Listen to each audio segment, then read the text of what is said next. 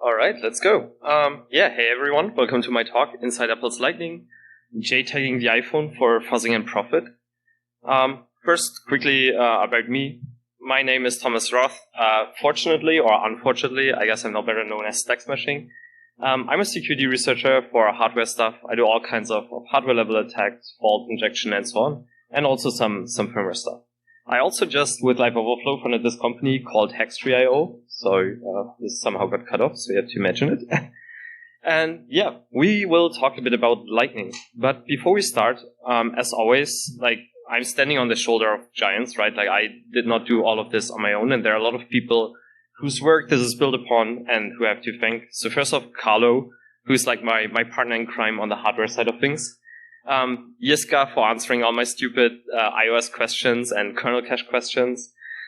Caro and Fabian for supporting the hardware development and software stuff. Lino Sensor, who submitted some patches. Lily, aka Bendy Katus, for just giving me tips on Lightning. Nyan Satan for documenting a lot of Lightning stuff that this is based upon. Then Lambda Concept, who built a lot of the OpenOCD stuff we'll be using. And also the CheckRain and PayRain teams, because without, Checkmate, this would have not been possible. Before we start, let's talk about Lightning. So Lightning is this wonderful proprietary connector that was introduced with the iPhone 5S. And it's reversible, it's pretty shiny. Physically, I personally like it better than USB-C, but sorry, didn't mean to start a fight. And if you look at Lightning, the contacts are on the bottom of the device when the display is up. And when we talk about Lightning and the pinouts, that's generally how we consider it. And normally Lightning has 8 pins, but I learned there's one exception. So there's this one iPad where they added a second row on top because Lightning can't do USB 3, and they wanted to build this USB 3 camera adapter. And so they actually modified the connector just for this single device. Generally, we look at the pins from left to right, 1 to 8. And so if you ever see in my documentation, pin 1 is this and that, look at it from left to right with the display up.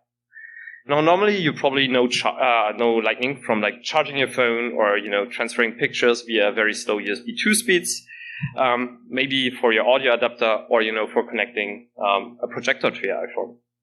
But those are the boring parts of Lightning.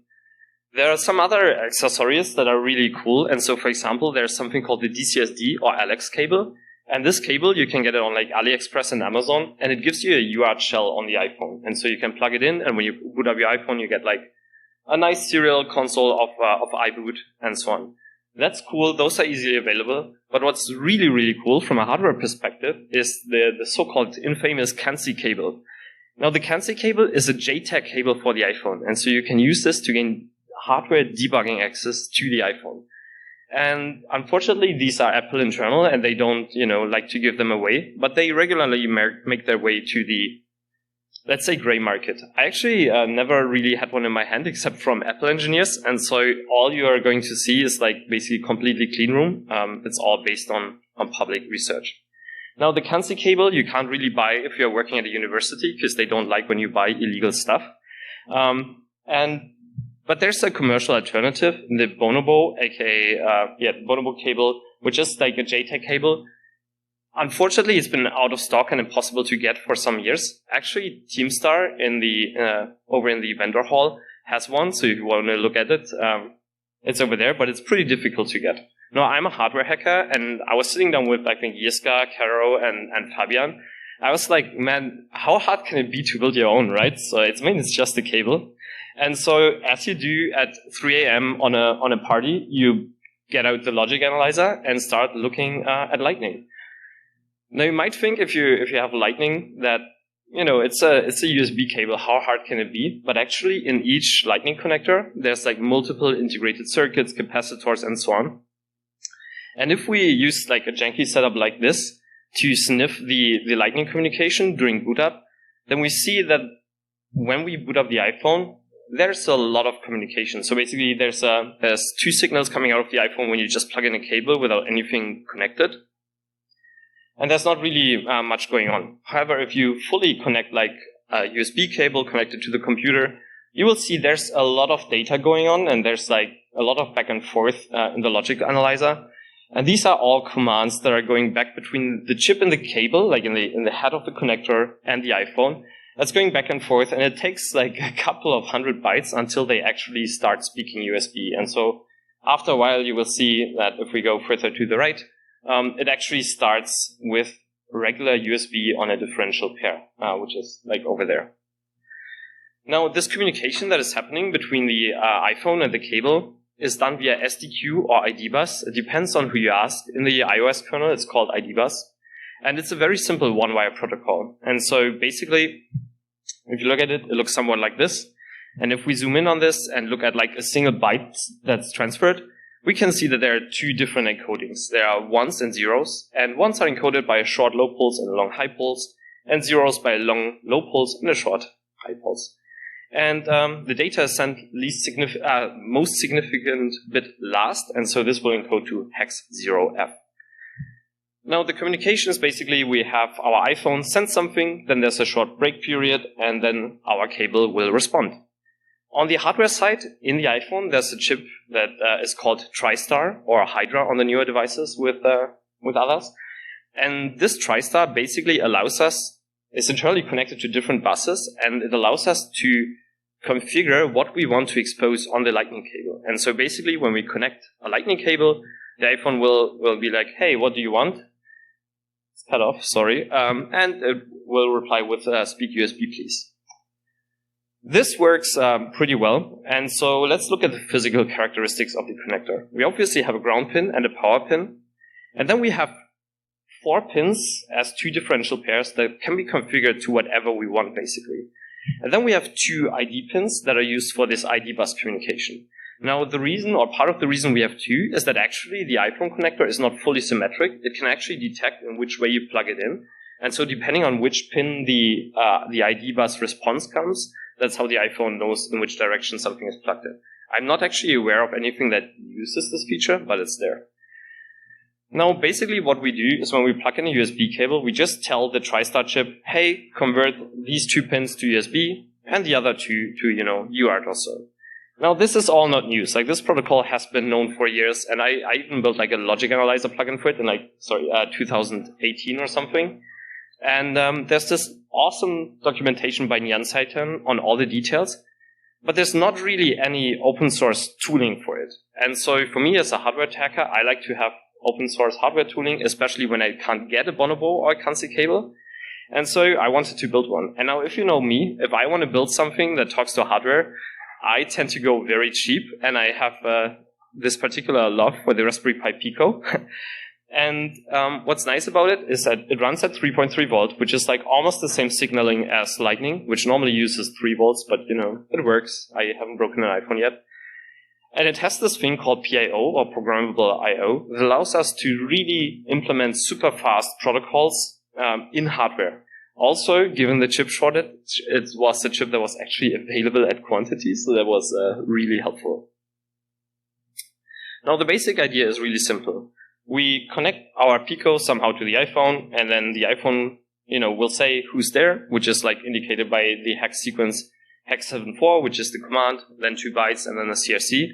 And then we just say, hey, please speak USB and UART, which we just encode in the first few bytes. Again, the documentation for this is online. And what happens on the hardware layer is pretty simple. Like, basically, 2 pins are configured to USB and UART.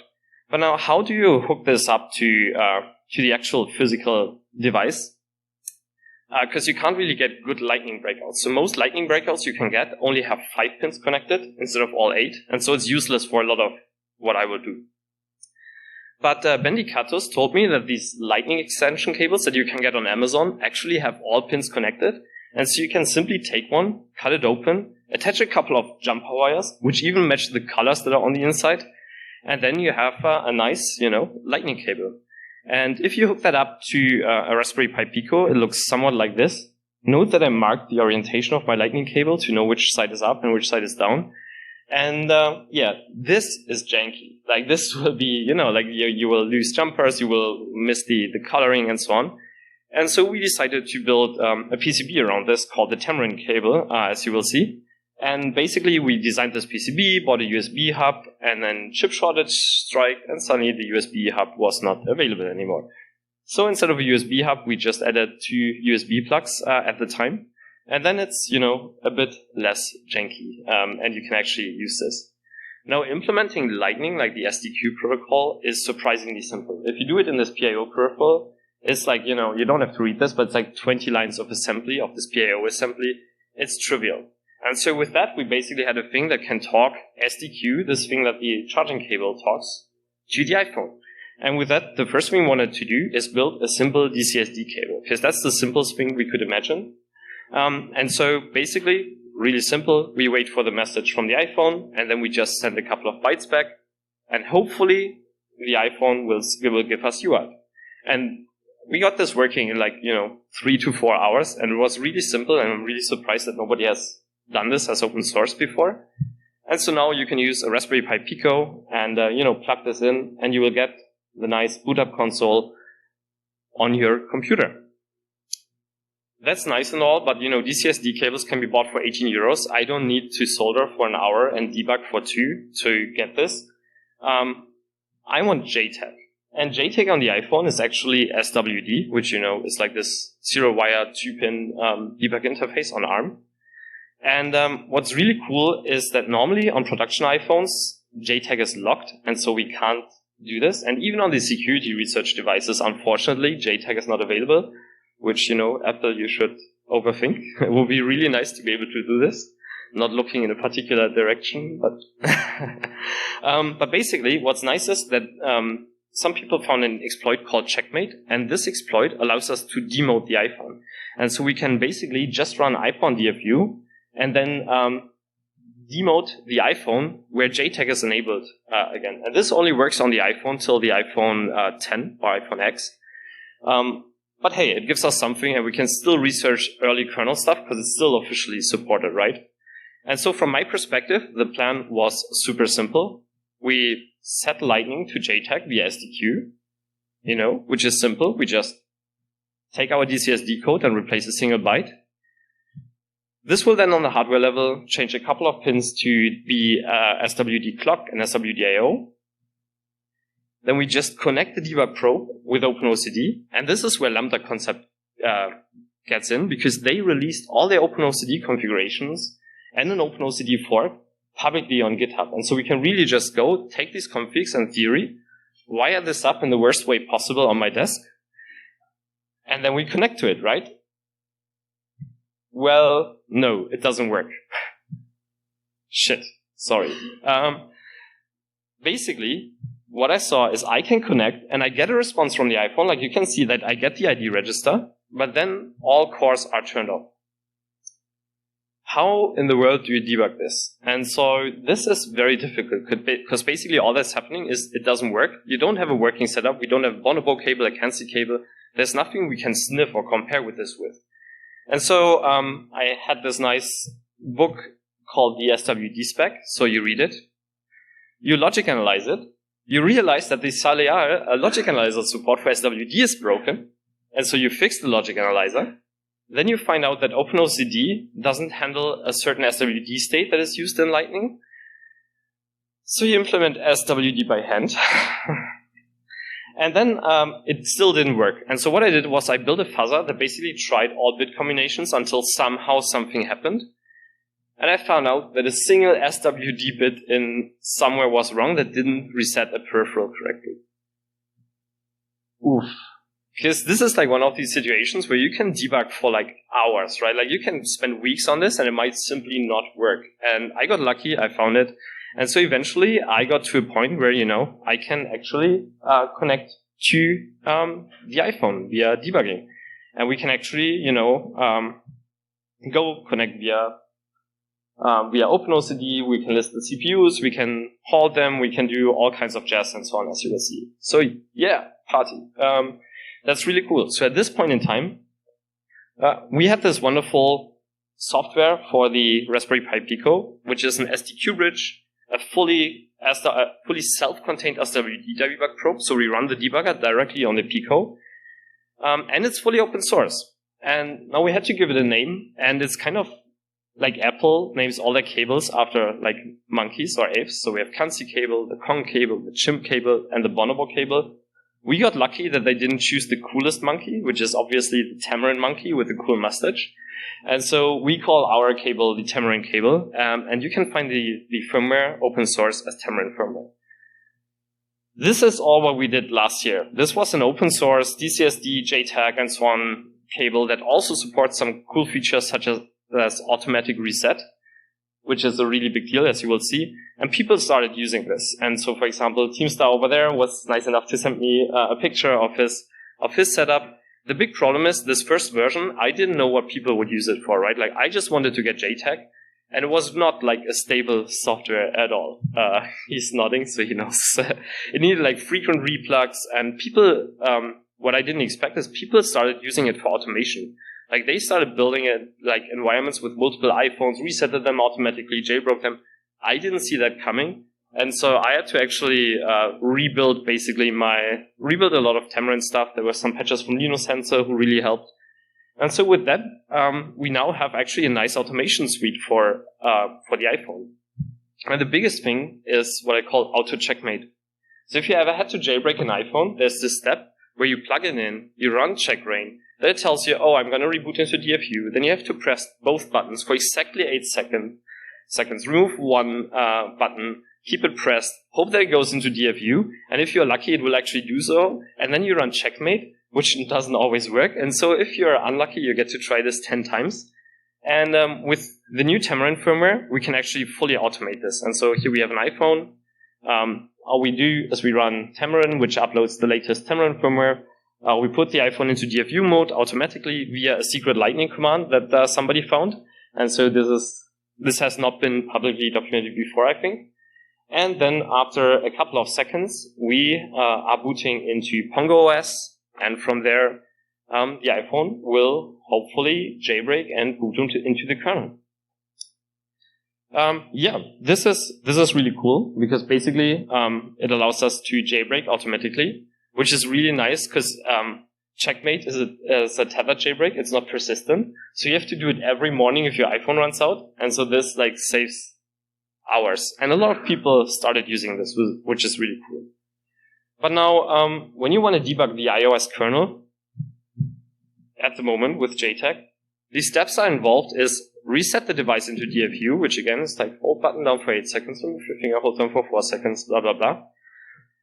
Then you have to run checkmate and hope that it worked. Boot into Pongo OS, demote the device from there, and then start the kernel.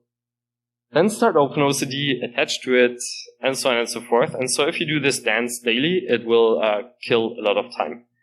Now, we wrote some automation, or rather I wrote some automation to completely automate this. And so if you now want to debug the kernel, it's run one single command with the iPhone plugged into Tamarin, and then it will basically boot into Pongo OS, demote your device, and then run into the kernel so that we can debug it. So now it's booting into Pongo, which is this pre-boot environment. And now you can see we get the kernel console on the right, and OpenOCD is already running on the left, and you can just connect with the debugger, like one step. Now, if you're wondering, would anyone be stupid enough to do a hardware demo on stage? Yes. So let's try to do this live. So I've got my iPhone X. I've got my iPhone X over here. Sorry? How urgently do you need your phone? And so I'm gonna connect my Tamarin cable and my iPhone to it. Let's see. I'm gonna stop mirroring the screen for a second so that we can actually, so I don't get issues with my neck. And so now all we have to do is hopefully run debug CD-ROM, which will load the latest firmware to the Tamarin cable. Now it's putting the iPhone into DFU mode and launching checkmate for demotion automatically. This will take like 10 seconds or so if it works. If it doesn't, we have a backup video. Hey, the device is demoted and it's entering JTAG mode, and we can see OpenOCD is running. Don't worry about the errors here. We can see that actually the iPhone Core 0 is up. We have hardware, has 6 breakpoints, 4 watch points. And so we are right now in the CD-ROM of the iPhone. So let's take a look at this. So what we can do now is we can connect to OpenOCD, and we can look at the targets, and we can see that at the moment only one core is running, which is core 0, and so we will select that. We will halt the core, and now we can, peek at memory. Let's, for example, verify what we actually have in memory. So we can, read a certain memory address. Let's take 32 bytes. This is hex, and somebody already probably sees that this is actually ASCII. So let's look at this. Byte array, from hex, decode as ASCII. And hey, we just dumped part of the CQ-ROM, and we can dump the entire CQ-ROM.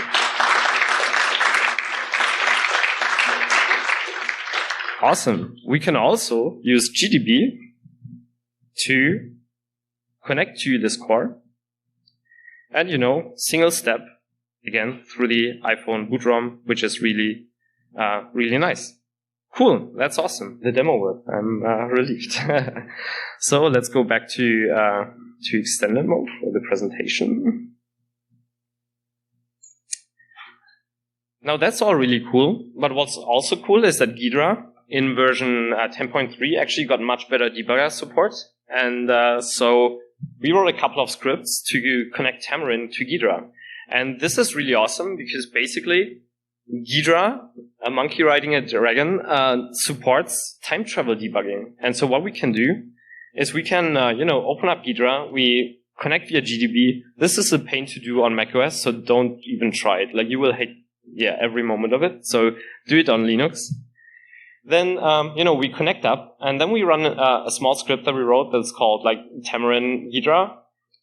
You run it, and now you can see it just connected over into Ghidra, and, we can start peeking around. We can actually look at the registers. We can single step up there.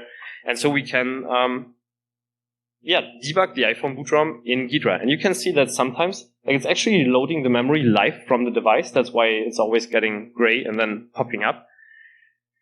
Really, really nice. But that's not the best feature of Ghidra. What's really cool about the debugger is down here in this small window called innocently threads. And basically what this does, this plot chart on the right, is the time traveling debugger. And what we can do with this, any breakpoint we set, we can actually use our mouse. You can't see because the screen's cut off, but we use our mouse on the bottom right to go back in time. And so we can check what happened, and we can then emulate forward. We can now set register values and emulate forward and see if we return something different via Lightning or so, we can actually take different code paths, and we can emulate this forward, and then, go back to our real target, go back forward in time, and then try to basically run this. And this is really, really, really useful, because you can actually test a lot of things without doing this whole reset, which, with Tamarin it's faster, but it still sucks, honestly.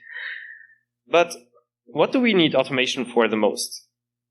Fuzzing. And so one of the things that I built is a DFU Fuzzer. Now, I mentioned earlier, normally, fuzzing DFU involved having a robot press the reboot keys a million times. Now, we have the Lightning commands to automate this. And so what I did is I built a DFU Fuzzer around this that basically can fuzz via Lightning the iPhone.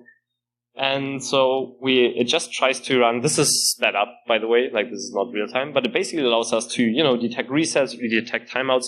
Because the way SDQ works, we can actually detect when the iPhone resets, because we will get another request. And so we can automate a lot of the things that we normally can't using this, and we can build a DFU Fuzzer that even on older devices finds some interesting things that are unfortunately already disclosed. But what about Lightning itself? So there are a lot of different peripherals for the iPhone, and I was looking at those, and I wanted to sniff a bit of Lightning. Now, earlier on, you saw my janky setup with the logic analyzer. With Tamarin, we now have Tamarin Sniffer, which is basically a simple passive sniffer that you connect in the middle of your iPhone and your peripheral. It looks less janky than the original setup, but still pretty bad. But what this allows us to do is we can actually sniff the Lightning traffic. And so when we plug something in, we can see all the Lightning traffic that goes back and forth. And if you see at the beginning, we even mark when there's a CRC error. So sometimes like even peripherals will send incomplete answers and so on. We want to make sure that we filter those out. So they all got marked. And I also built tooling to automatically convert these recordings into firmware that allows us to modify the responses and replay them. And so with like, you can record an audio interface and replay the response in like 2 minutes. It's really, really easy. We also have some tooling for finding different responses, because some devices will actually do some basic authentication and so on. And that's really useful. That's pretty cool. And so based on this, like these are the response sizes that you get. Like a headphone adapter takes like 130 bytes. Charging via USB apparently needs 200 bytes. And the Apple headphone adapter does something special, which is it's like 524 bytes. Based on this, we can build, again, a fuzzer for Lightning. And so we take the recordings, we mutate whatever we recorded, and then we observe the behavior somehow, either via JTAG or we just, look at it. And this looks really funny on the iPhone, because you basically see in the accessories, you will just see it appearing and disappearing over and over again and hide. And if you fuzz the Apple Pencil, you will like get random strings in there and so on. And sometimes this is a non-checkmatable device, by the way. So this is, and sometimes you will observe that, the iPhone actually crashes. And then, you start looking at this and you bother your friends who are actually into iOS kernel stuff. I'm just a hardware guy, right? So, and then you realize that all of this Lightning stuff is actually, implemented in the kernel, and that the kernel is crashing. Oops. Luckily for Apple, unfortunately for me, only on some ancient build. And then by pure chance, I decided to connect the peak industrial design of Apple, which was like the pen that you have to charge by plugging it into the bottom of your phone. I thought, I should sniff this. I don't even know why. I think I was just testing different peripherals, and it looks somewhat like this. And now, does anyone take a guess how many bytes it takes to charge a pencil? No. 4 fucking kilobytes. And so this is really, This was interesting because, like, when looking at the traffic, I noticed that there's a lot of stuff in there that I've not seen before. And again, this was by pure chance. And so I was like sitting on a train while doing this. I just, let's look at the pencil, had it with me for a presentation, plugged it in and saw all this data. And you can see stuff like, for example, there's like VTLE pairing stuff in the communication between the iPhone and and then it turns out, like, normally the requests and responses, like you can see, like 7.4 is the request, 7.5 the response, and so on. You don't have to read it. They are normally very short, and it's all different commands. On the Apple Pencil, however, there was something new. So basically, we have this second layer protocol apparently running on top of Lightning, which is called bulk data, which allows huge transfers with, like, I guess it's some kind of paging. This is reverse engineering, so you will have to bother the Apple guys for the actual in-depth details on this. But basically, bulk data is the thing that's sent by the smart keyboard, the Apple Pencil, battery backpack, and so on. And it can do a lot more than the regular Lightning commands. And there's zero information publicly about this. And so, like, literally, I couldn't find anything.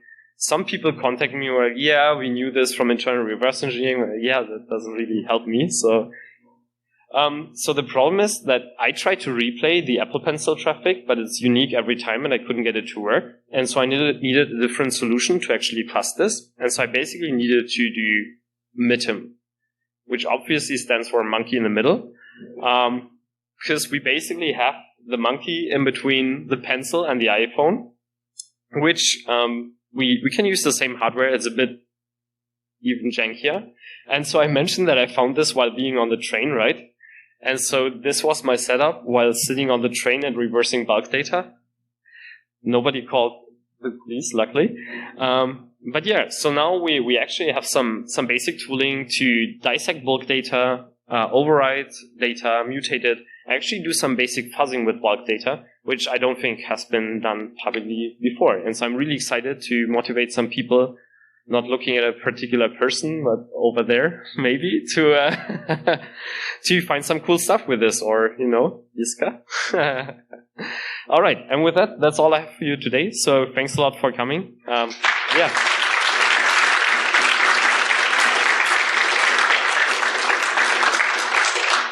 And because the demo worked first try, we actually have a lot of time for questions. So happy to answer anything. Otherwise, enjoy. Check out hextree.io, which we will launch soon. Shameless plug. So yeah, otherwise, feel free to send me an email and please start fuzzing some Lightning stuff. Thanks a lot.